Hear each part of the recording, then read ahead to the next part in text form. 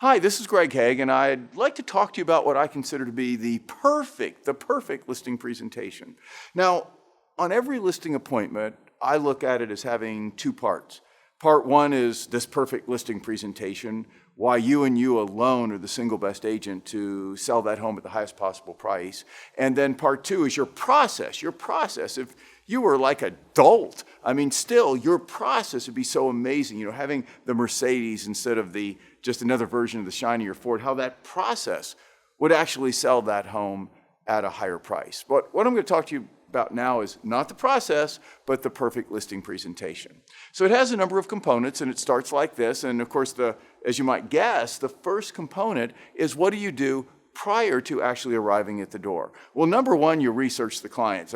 Hello? Does it really make any sense to go over and meet people if you haven't learned about them?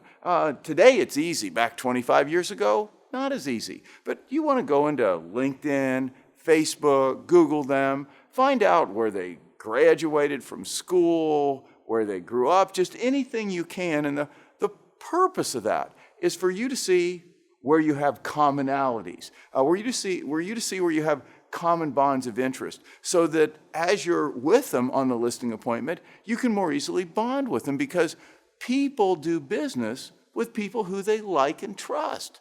And people who are like you, people who have common interest, you tend to like them, and quite frankly, you tend to trust them more than people who are just nothing like you at all. So you want to research the clients. That's step number one.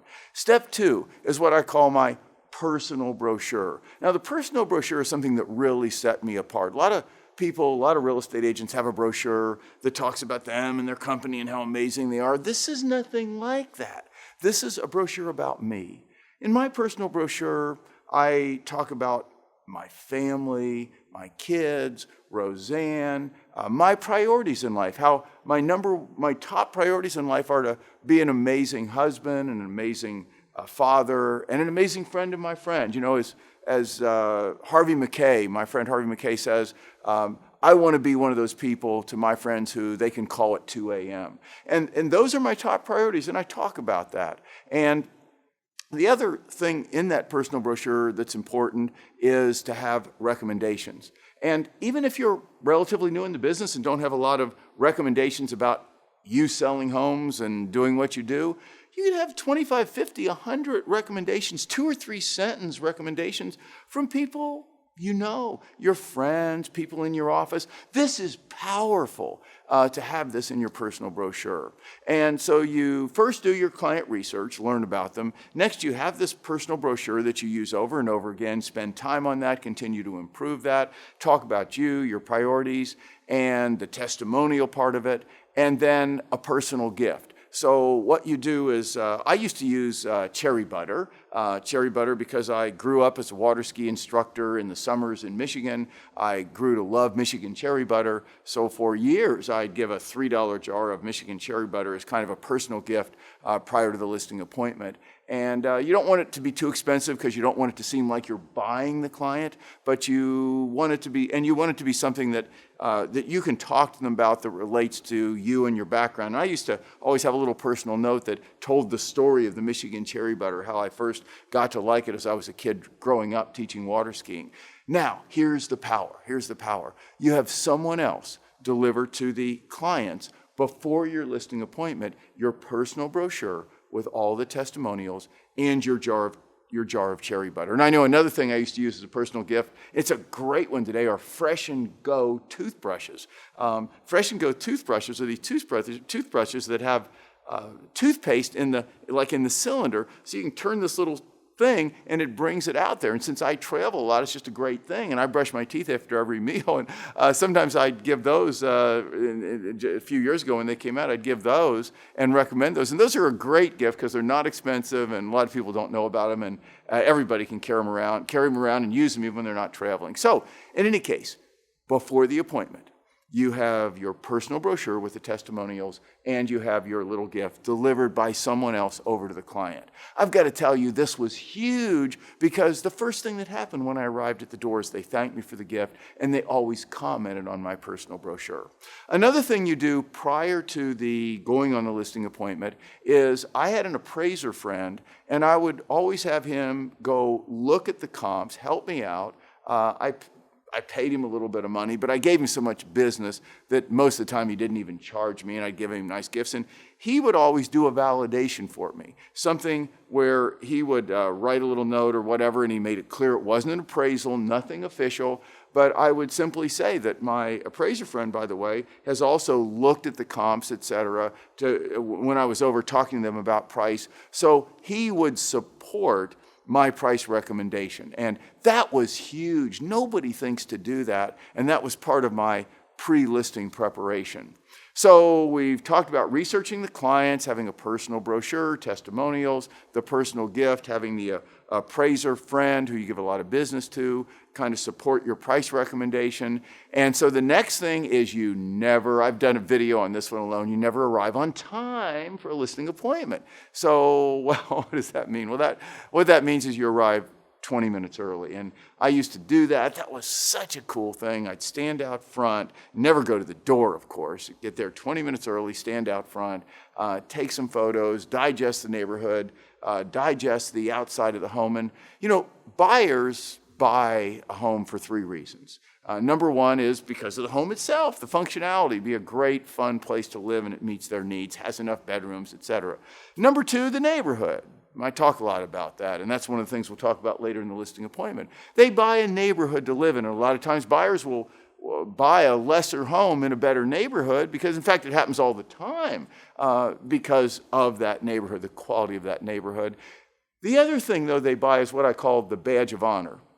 Now, what's a badge of honor? Badge of honor is being proud of the home when your friends come over to dinner or whatever. So I would get there early, stand out front, digest the neighborhood. There's only one chance to make a first impression, and that is when you first see the home. And then, and this was genuine, I really wanted to get that first impression and get myself oriented as the home, the neighborhood, et cetera. And then I would always call the sellers inside the home, maybe after I'd been out in front 10 minutes, and I'd just say, by the way, if you look out the window, and see a stranger, and of course they'd know who I was because they'd see my photo on my personal brochure if they hadn't met me before, and I'd say, I'm just digesting, and on my microphone, I'm just digesting the neighborhood and how pretty your home was on the outside, because I know it's so important when I'm selling your home. Now, this is key that I use these words, when I'm selling your home. Like, I'm not here to interview for the listing. I'm sending this subtle message. I'm here to prepare to sell your home. So I'd say to them, I'm just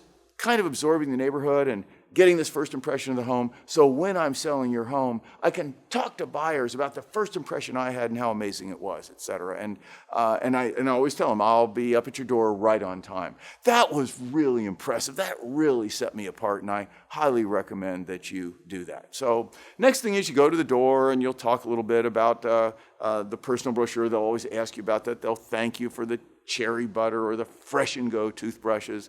And then you do the walkthrough. Now, talked about this a lot. The walkthrough is a key. During the walkthrough, that's when you want, by the end of the walkthrough, you want the sellers to want to list with you. You want them to have made up their mind. You haven't even made your presentation yet, but you want them to have made up their mind. So the things you do are, number one, all that pre-research you did on the sellers, that's where you talk about that and you tell them the truth. I did a little homework on you prior to the listing, and I learned that you graduated from here and there, and I have a friend there, I did this, and I noticed you're interested in that. I said, they'll be impressed by that. You don't just roll it out without telling them the truth, but you let them know that you did your due diligence. I mean, that says a lot about you. So that's the first thing. And while you're doing that, you also want to look for clues of common bonds. Obviously the obvious, you see golf clubs in the corner, and you're a golfer, they're a golfer, you ask about golf, where do you play, et cetera. Those kinds of things, photos and plaques and whatever.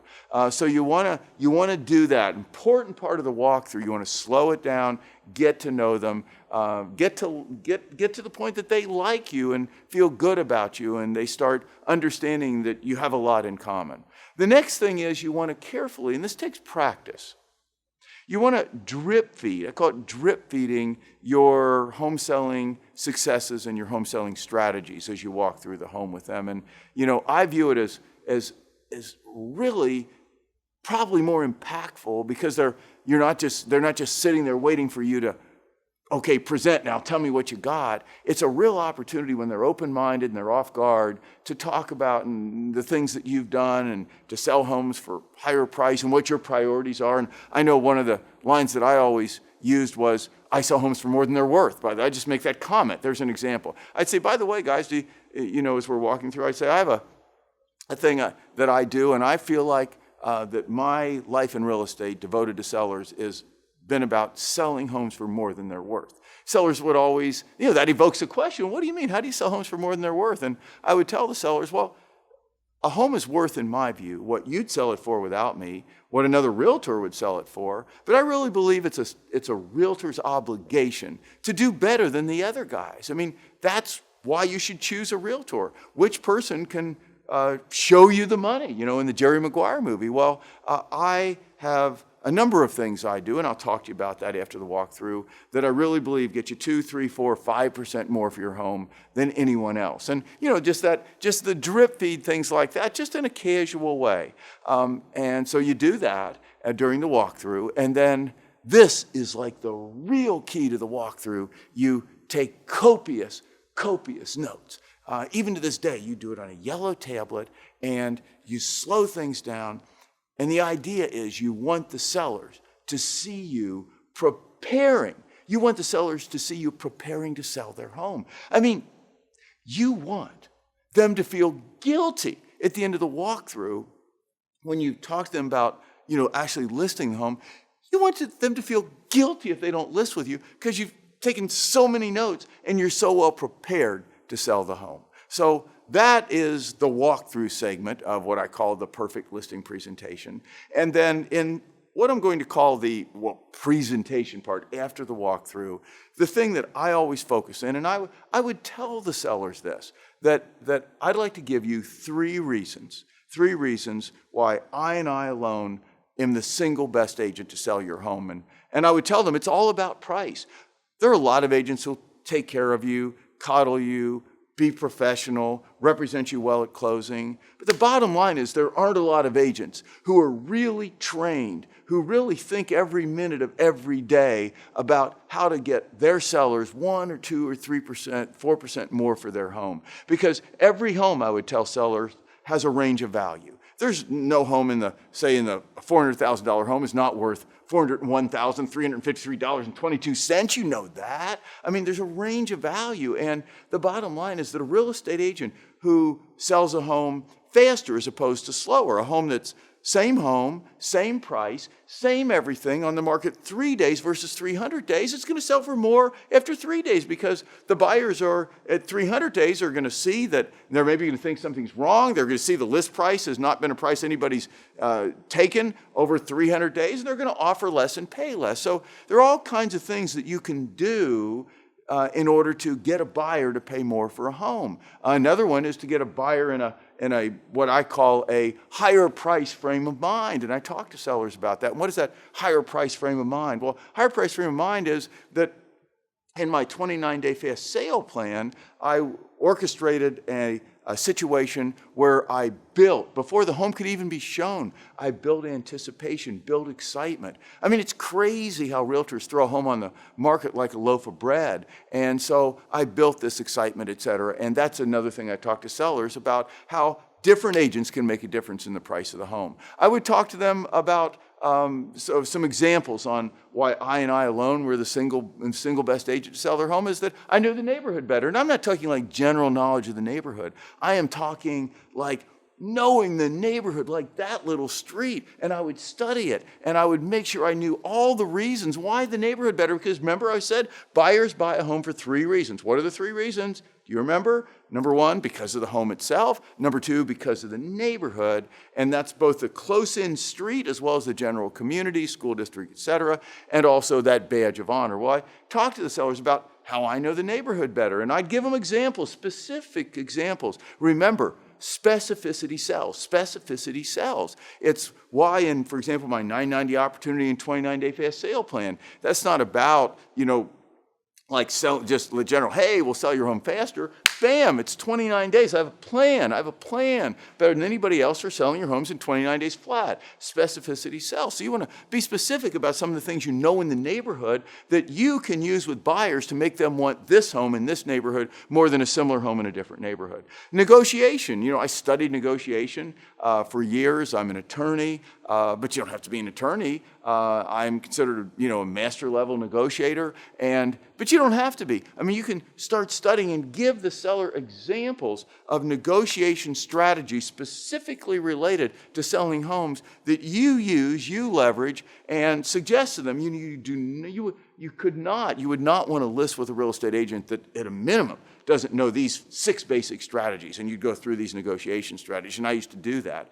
And so that's another reason why you and you alone might be the single best. And another one I used all the time was that I only show my own listings. Now, this was powerful, because I'd say to the sellers, the showing your, I think it's just wrong for listing agents to use listings to generate buyers. And then they go spend 50-60% of their time out showing those buyers around, being a tour guide, when they ought to be spending their time working to get people excited to sell their listings. And so I tell sellers, I think I'm one of the few agents in the market that when I have a listing, all I do are focus on selling my listings all day long, working, thinking, calling, generating excitement, coming up with new marketing and advertising, just to get my sellers the highest possible price for their home. And that any buyers that come, and there's always lots of buyers that come from the signs and everything else, I tell my sellers that I have buyer agent partners who handle all those buyers,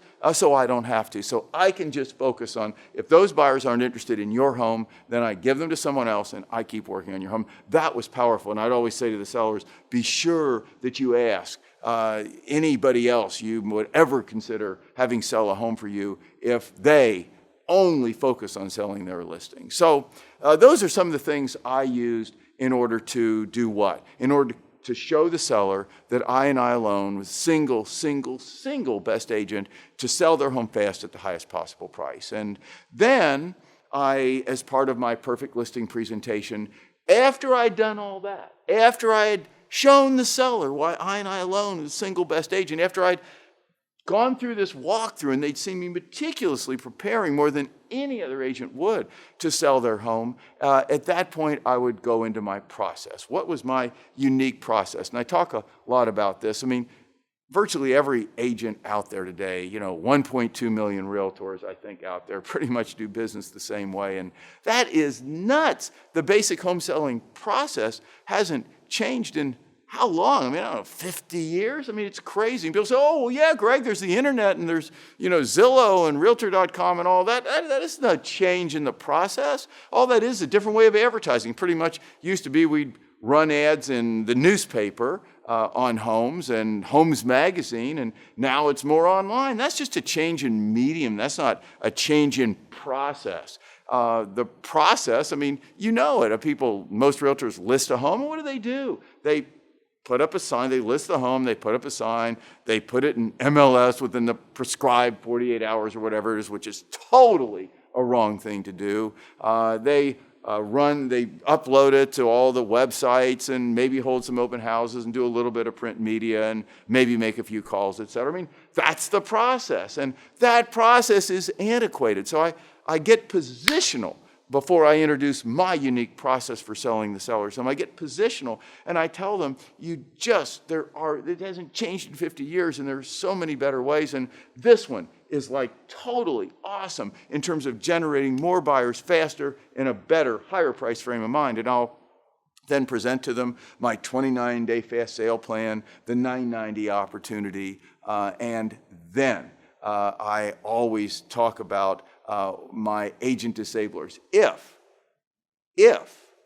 the sellers don't list with me on the first appointment, sometimes they have an appointment or two with other agents, and I do my best to try to get them to list with me at that point, to cancel those other appointments. But sometimes they just want to have those. I have my agent disablers. Now, what are my agent disablers? These, I give it to the sellers. This is a Q&A, questions and answers, and it might have on it things about the questions about the neighborhood, questions about negotiation, things that every realtor, in my view, should do to get a home sold fast at the highest possible price, and questions that a seller should ask a realtor as to determine whether they do those things. And I would leave that with the sellers. And I say, well, in your best interest, here's something I prepared, and usually had like 30, 40, 50 questions on it about the neighborhood, about negotiation. One of them was, do you show other listings or only your own? Do you just work on selling yours, or do you take buyers out?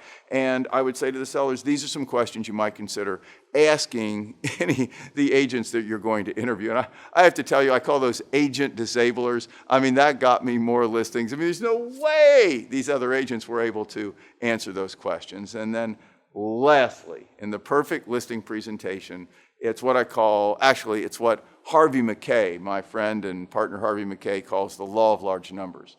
Now, there are those occasions, and they're like a stab in the gut when you don't get the listing. They list with someone else. So here's what I want you to remember about that. It's the law of large numbers, and it goes like this. Insurance companies know how many people are going to, let's say, die every day. They know how many people are going to die every day. So, but what they don't know is who. You don't know who's going to die every day. Well, it's the same thing with listings. You know that a certain percentage of properties that are listed with an agent expire in your market. The first agent doesn't get it sold. You don't know which ones, but you know there's a certain percentage.